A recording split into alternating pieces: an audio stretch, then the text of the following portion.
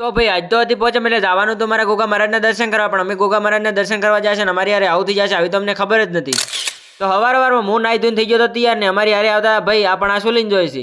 તમને શું લાગે અમે નાગ બના જ ના ખરપ્પા જ નેઠા ભાઈ નોળિયો મિલાઈને અમે પહોંચી ગયા બસ સ્ટેન્ડે, કેમ કે અમે એકલા નતા, અમારે હારે કોક આવતું હતું. શી ખબર આ મિતિયો ફોન ભાળીને પાછો કેમ વળતો હશે, લાગતો તો સલમાન ખાન જેવો નહીં. પછી અમે ત્રણે ભાઈ ભેળા થઈને નીકળી પડ્યા નાગ ભણા જવા માટે. પોસમ આવતી હતી ને એટલે મેં તો 4 દાડાથી ગાધું નહીં.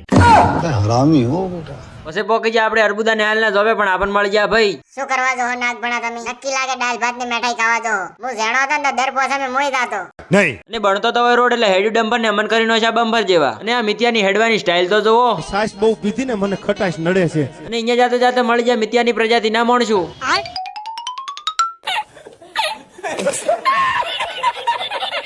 પછી ફાઇનલી પોકી જા નાગ ભણા અને પોકી જા ગોગા મહારાજ ના મંદિરે.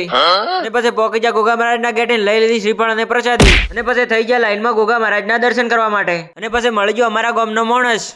ગોગાના ભક્તોને જોઈને મને એવું લાગતું લાગે 2 કલાકે નંબર આવશે. અને લાઈનમાં ઉભા ઉભા દેખાઈ જાય અમારા ગામના બીજા માણસો. અને પછી ભુવાજી અને ગોગા મહારાજ ના દર્શન કરી લીધા. અને પછી આવી ગયા શ્રીફળ અને પ્રસાદી કરવા માટે. આ ભાઈ તો શ્રીફળ ફોડ્યા હતા, પણ વિપુલ ભાઈ તો કે મુના આશી જ ફોડ્યું. શાબાશ બેટા. અને પછી ફટાફટ ધૂપે કરી નો છો. પછી પોકી જા ભોજન સમારંભ ગૃહમાં.